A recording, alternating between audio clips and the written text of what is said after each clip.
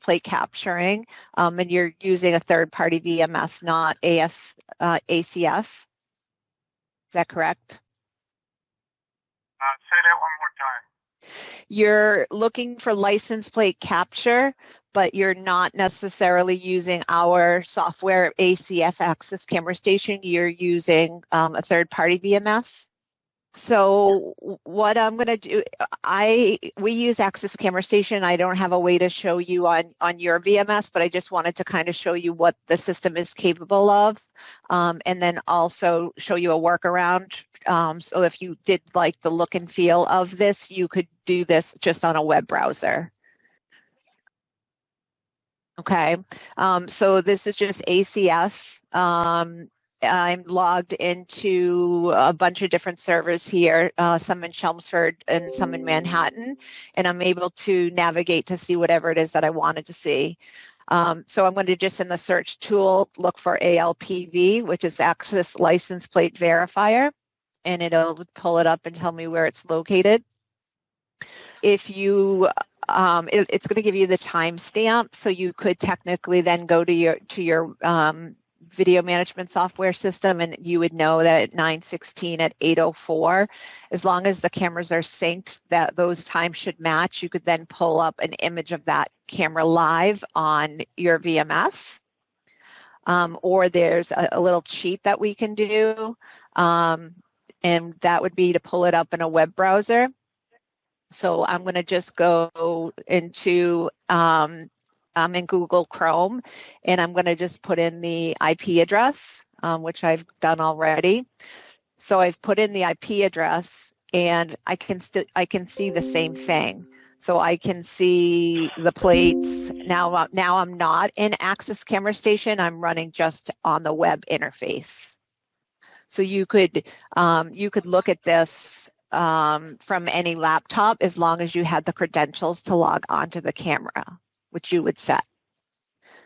So whoever needs it, you could give them the credentials, and they would be able to log in and see what the plates are.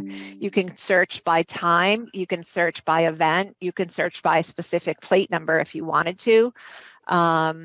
You could search by area of interest. That's what AOI stands for. Or the direction. I only want to see the incoming cars. I only want to see the outgoing cars. I think that when I talked to you, I told you that not all states have both front and back plates. So that's something to think about. Every state has to have a back plate. So if you're only going to choose one camera, I would suggest that it face in the direction of to get the back of the car instead of the front of the car. But you could do it both ways. New York State has both plates. They do? Yeah. Okay.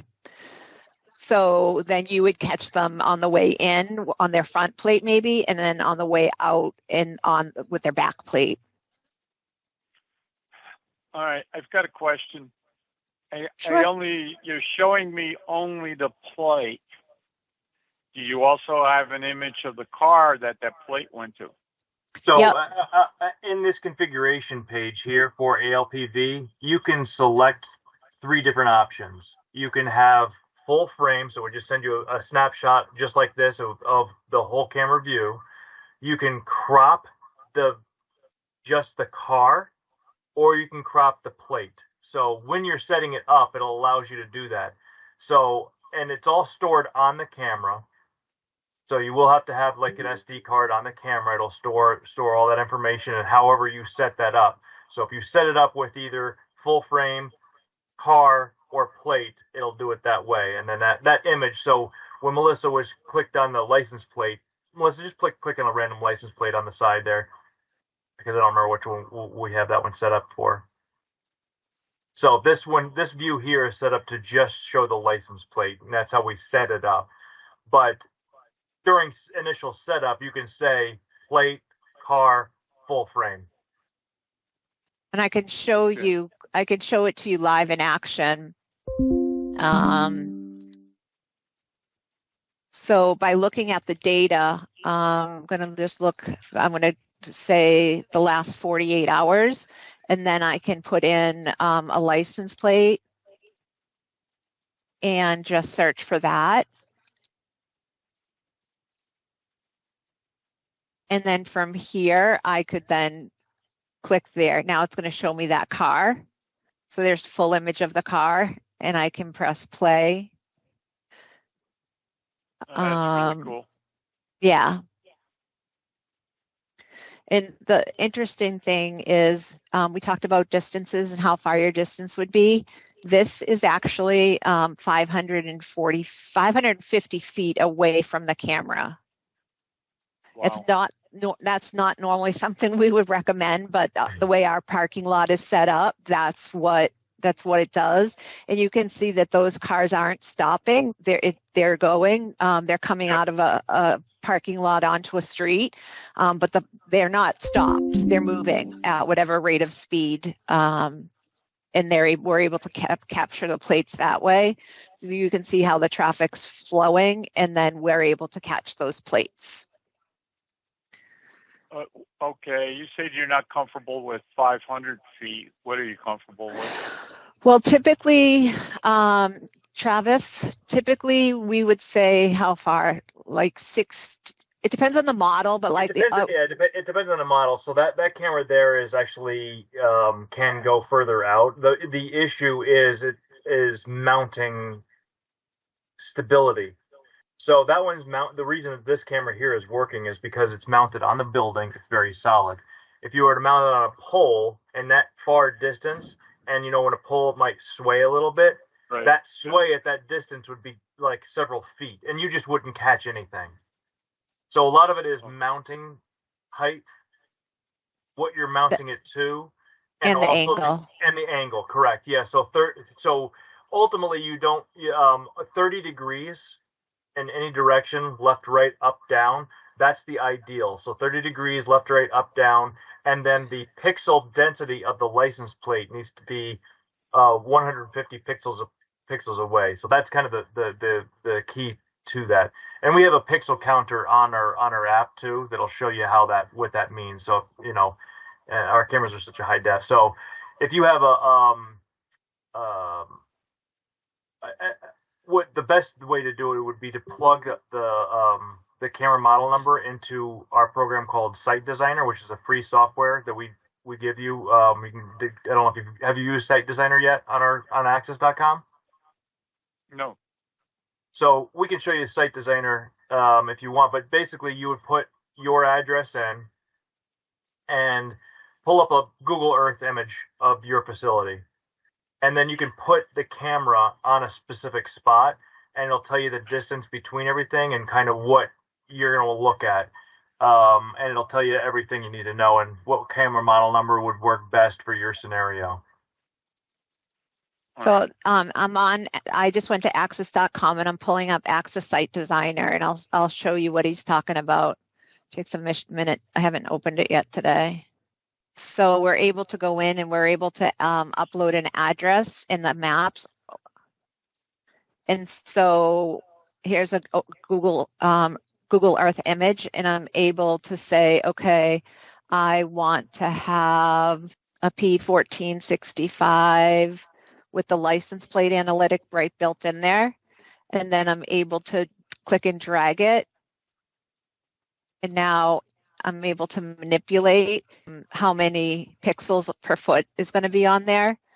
So I probably would want to do this in the corridor from where I'm at, so that when they're coming in, I'm getting all of those pixels on the license plate. So you could say, okay, this one's going to give me at that distance, it's 98 feet away from the building in this case.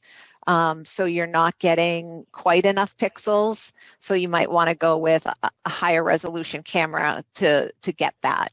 But this tool you can use, it's free on Axis.com, and you can change things like the installation height and then the target height. So in this case, it wouldn't be an 8-foot target. What would you guess? 3 feet? 3 feet, yeah, 2 or 3 feet for the license plate, depending on if you have a big monster truck or a Honda Civic. So, Yeah, this, so that'll just give you an idea of what camera model. And then I think we talked about how fast the traffic is moving and how wide it is, if it's one lane, if it's two lanes. Sometimes that plays into effect as well. So you're going to have a couple options, but we have different models based on different needs. So like I said, if you're tracking somebody at over 100 miles an hour, you're going to need a little bit more of an upscale camera.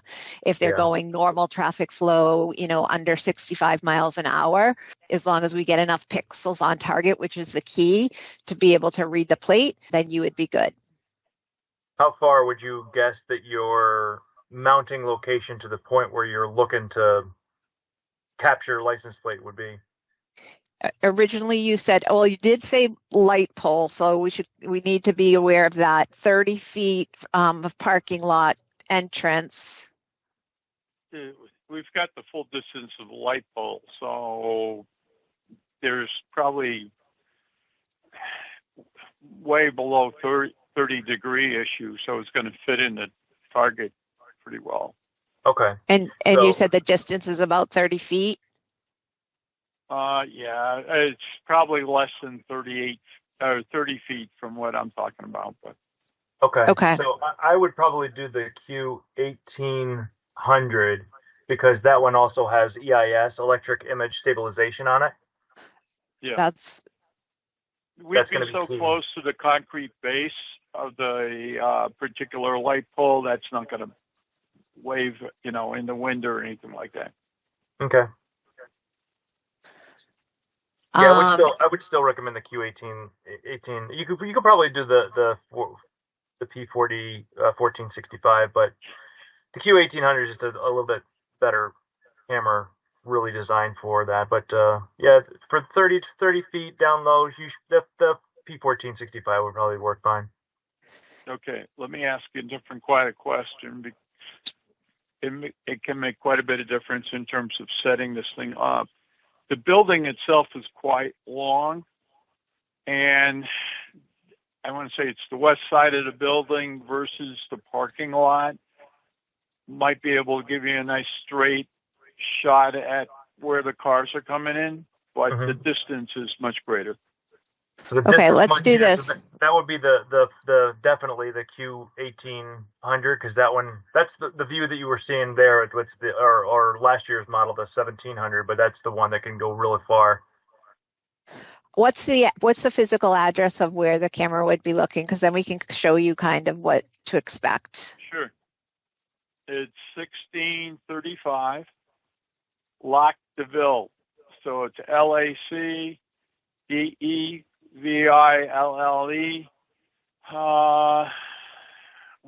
Let me check whether it's a Hyde drive or Park. road. I don't need the zip code. Hang on. You said LAC? LAC. Yeah, the address I've got is his office, which is not the place. Lac DeVille is the right address. See that quick loop on the one side? Yep. Yeah, keep going. A little The farther. quick loop right here. Yeah, keep going beyond that string of homes there, or whatever it is at the top. Keep going. Limitless physical. Right there. This one? Yep, that area. I'm pretty sure that's the park. Yep, that's the parking lot. Lakeside. Oh, move it to the left. I think it's not that building. Hold on. Yep. Back up a little bit. Make sure it's the right one. That's the parking lot. There's the building. Okay. Yeah, that's much better. Oh, okay, different building. Okay. Yeah, make it a little bit smaller because you'll see where the entrance is. Right there. Okay, so you're trying to capture the plates coming in here. Right. Correct. And your thought was, I can see the light pole Right there, here. Yeah, so that was your thought, is to put it on there? Yeah. That is a more complicated setup for me to do. That's why I was wondering if you take the end of the building towards the bottom of the screen and shoot at that entrance. Yeah, that's what I would do. I'd put it at that bottom Yeah, right Right there. there, yeah, like there. Yeah, I put that there, but you're going to need definitely You're going going to to need need the higher, 1800. yeah, okay, so Yeah, hang on, let me, you'll need the 1800. Oh, we have an LE3 version of that one now? I didn't know that. I'm going to do this one in a different color. Hang on a second, drag to the map, we want to drag it, but I want to change the color so we can see the differences. I'll just make it red. It still doesn't, So take the red dot. Yeah, there you go. and then 20 feet and still maybe around 3 feet. Mm-hmm. Well, the installation height, I would take the installation height to probably be 10 feet. Is that a single story building or a two-story building? It's 2 stories.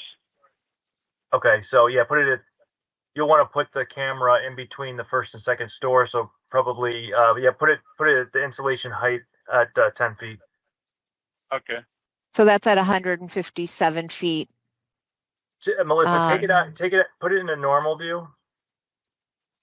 And then the red dot on the top of the thing, just drag that. Yeah, there you go. Because you're zooming in now. Okay. So see how that goes out, and then you can drag that out further. So that'll make because that's what you want to be able to zoom in. So that camera can physically zoom in, and so that what I see right there. What is that? And it doesn't look like there's any trees blocking this site right there. They haven't added anything as far as shrubbery or, okay, that's good. You got the darn light pole though. But the light pole is over here, and here it looks like. Yeah, that won't be in the way. Oh, okay, yeah. All right, so we'll measure from here. I'm just going to measure from the corner of the building to here. And that is roughly 200 feet. So this one says capture range of 328 feet. Mm-hmm. And for plates for speeds up to 155 miles an hour. So my guess is they're not traveling that. Yeah. But if you were to put it like back here, then you would still get them coming in, and then you would still get them going out. Yep. That'd be the best location to put it, right in the corner of that building, in between the first and second floor, zoomed in right on that, and you're going to get everything you want right there, I'm pretty sure. That alleviates a ton of problems from my end in terms of that other locations. On the pole, yeah, light poles are a bear to get cameras mounted to because of step power down issues and all networking. And then the distance, yeah. This one is the Q1800. That's the one that I was showing you. And then if you want to see, this is inside, but it's completely dark in this room, and we're able to catch the plates in the complete darkness. Okay. Now you're going to have, are those light poles on all night, or are they on timers, or how does that work? The light poles are on timers till around midnight. Okay. Now, obviously, we could adjust that. He wants to go to an LED light, so the energy requirements would be much less on those poles. Maybe I can get him to have them on all night. You don't necessarily need it. So, like the Q1800 has a really intense infrared light on it. So it has, but it has LEDs that can kind of zoom in with that. With the IR illumination, 164 feet. So you probably don't even need to worry about if the lights are on or off. My Q1800 is roughly the same distance as what you're looking at, because mine's 182 feet, and I get images of plates at nighttime all the time. I don't know what their situation is. We also have this camera, which is a dual camera. This camera actually has 2 camera lenses, so you can get a far off view, and then you can get a close-up view. So this is access object analytics running. We want to know how many cars are in the parking lot. So if I were to open this to a large screen, we've got a bounding box drawn, but it's counting how many cars are in the parking lot, how many people are in the parking lot, how many buses, how many bicycles. So it's identifying these all as cars, and then you could also then have the close-up shot that you need for the license plates. Maybe not the best case scenario if we were going to mount this on the building, because this is like literally close. I think that we would be better with the 1800 if we're looking at the distance. I don't necessarily think that this would be the best choice for your situation. Yeah. I probably would go with the 1800. I'd go with the 1800, yeah. And so from here, what you can do is it's going to categorize each plate. You can search by a time. You can search by start time and end time.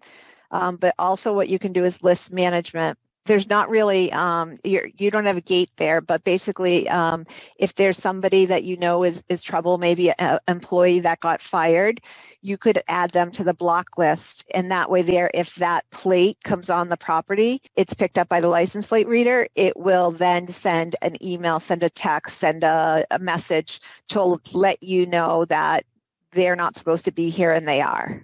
So basically for license plate management, you could add a car to an allow list or a block list. Probably in this case, you would use mostly the block list.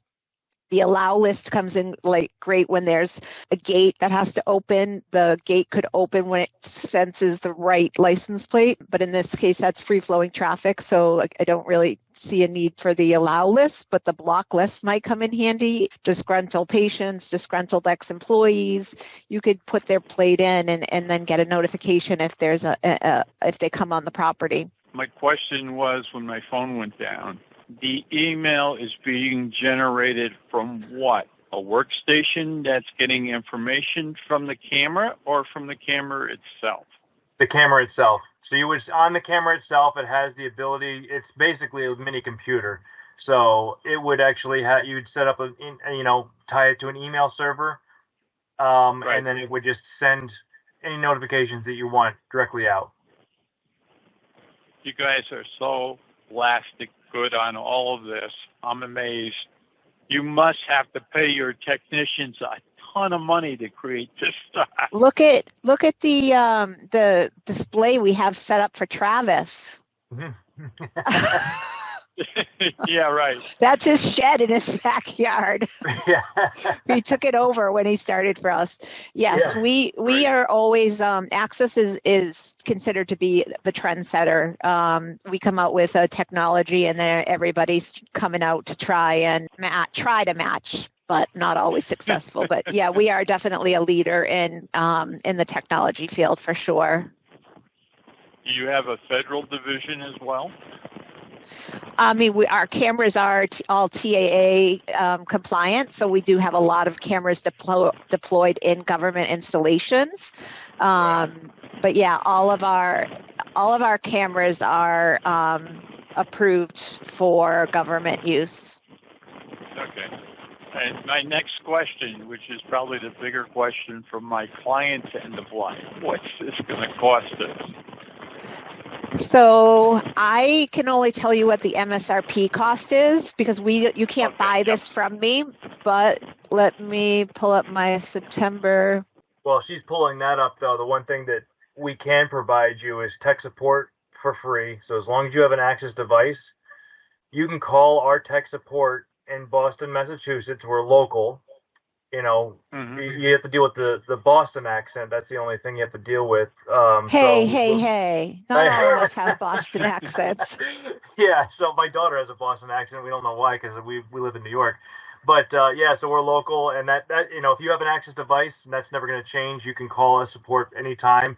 I'm out of Albany, New York, but I travel to Rochester all the time too. So if you need help, setting things up, we're around. We support anybody. So Okay, the MSRP cost is $1,639 of that $1,800. $1,639. 16. Okay, it's all right. It's going to cost them as much to do all this other technical stuff if we can put it on the building. That's for sure. Okay. So what do you think of the of the system and of the access license plate verifier opportunity, do you think that this would meet their needs? Let me do it with a short story. I recently had to replace my car with a new car. And my wife called me and she says, I think I found the right car for you. And I said, well, what do you mean? She says, I know you're not going to be able to walk away from this vehicle. And it was the right color, hot seats, steering wheel, Bose speakers, et cetera, et cetera, et cetera. She was right. You guys are definitely in that category. Yeah. Okay, I thought you were going to say, and then I saw the price, and I had to walk away, and that would have made me sad. Oh no, I was just going to let you know that if this is something they're seriously considering, we could let you borrow one of these so that you could show them in person what the quality is. We could also hop on a call like this and show them Teams version. Keep in mind that Teams is compressing the image, so what I'm seeing here on my laptop is probably much better image than what you're seeing coming across Teams. Sure. But we also have the Upstate Road Show too. Are you aware of that? Because that's coming up in what, 3 weeks, and we'll be in Rochester. Oh, really? Yeah. When's that So we're gonna going to be. It's Monday, October 6th. Is the date we'll be in Rochester at Three Heads Brewery. Okay. And what that is we're going to have on display, Travis will be there, I'll be there, all of our RSMs will be there, but we're going to be displaying our new technology. So we're going to be showing license plate, we're going to be showing speakers, how things all work together. And that's free, and you're welcome to come. You're welcome to bring your end user. There'll be snacks, Sure. there'll be beer, there'll be all sorts of stuff. You guys showed me an awful lot here today. I'm going to try to share some of that with him and see if that may be all he really needs. And, Okay, and well- we can definitely do a demo on site as well if need be. If really, if we're here to help, Right. and if we can help any way, shape, or form, we can. That day will be the only day I'll be in Rochester, but we have another RSM. His name is Eric. I forgot his last name because he's just Bremer. Yeah. So he covers Rochester, and he could definitely come by anytime to do site walks with you and talk with the customer if need be as well. All right. Or we also could do just what we did today on a Teams message, and let them see. I mean, like, you can see that those cars are not driving slowly, and they're capturing the plates, no image, no issues at all. So. All right. What VMS does the end user have? I missed that. What video management software, like CCTV software, do they have right now? Lorax. It's the Lorax, which is maybe a step above home video stuff. It's pretty good for what he needs, but not at the license plate level for sure. Okay, yeah. The only Lorax I know is the Disney or the Dr. Seuss Lorax. Yeah. Lorex. No, I think it's a little bit better than that. Okay. Yeah. So my guess is that if that Lorax is on VIF, does he have any other access cameras on site or no? We have three. Let's see, 1, 2, 3. 3 or 4 outside, and we've got 6 inside, I believe. Okay, so we know that the Lorax system will work with access cameras. I'm not absolutely sure on that because I haven't looked at the specs about what you're talking about there. Probably. Okay. So he doesn't have. They're not necessarily access cameras on his VMS. They're whatever he has. Gotcha. Access cameras? No. Yeah. No. Okay, that's what I was trying to figure out. Is he already using access cameras in the facility at all? And do they pull into Lorax? Yeah. So as long as Lorax is ONVIF compliant, ONVIF is a protocol that the camera manufacturers came up with years ago that said that you should be able to choose the manufacturer that fits your needs. So no one manufacturer could monopolize. And so as long as that NVR is compatible with ONVIF and the streaming profiles that we use, which is, I think, usually profile S, then you should be able to pull an Axis camera into that NVR. The NVR itself is not going to be able to do this. It's not going to be able to categorize the plates. You would have to, if you're not. That, sure. You would have to just run it on a web browser, and you could see it that way. Yeah, no, I have no problem with that, because the camera itself that you're talking about here is basically a computer, and I know how to talk to computers. That's a problem. Good. So all we have to do is get it to the network then. Yeah. And the reason why we say SD card is for backup, and it records to the SD card, and then it's able to communicate. Well, with the How big LPR is that card? With the LPR software, you do need to have, it's kind of almost a requirement, you have to add an SD card. And the SD card it doesn't have to be very big, you can use a 32 gig SD card that, you can get, $20 now for those. Say that again on the SD card, just so I understand. Sure. So it's a 32 gig. You can use a 32 gig SD card for the license plate software to work properly and actually store those image files. You're going to need an SD card. If you don't have an SD card, it'll capture all the license plate information, but those images on the side, it'll only say 5. The last 5 that happened. Yeah, so say the last that wouldn't 5. work very well. So there's no reason not to have an SD card in. I mean, we're not talking about anything special. It's a standard SD card, right?